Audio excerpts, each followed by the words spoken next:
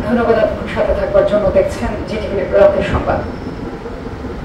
হিন্দু সম্প্রদায়ের মৌলবাদীদের কখনো ভোট দেবে না বলে মন্তব্য করেছেন বিএনপির জাতীয় নির্বাহী কমিটির তথ্য সম্পাদক আজিজুল বারী হেলাল।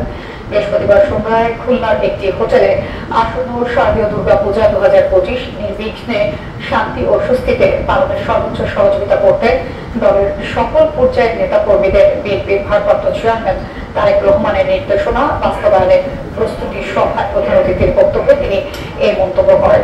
এ সময় সভায় সভাপতিত্ব করেন বিএনপির জাতীয় নির্বাহী কমিটির সাংগঠনিক সম্পাদক অনিন্দ ইসলাম অমিত।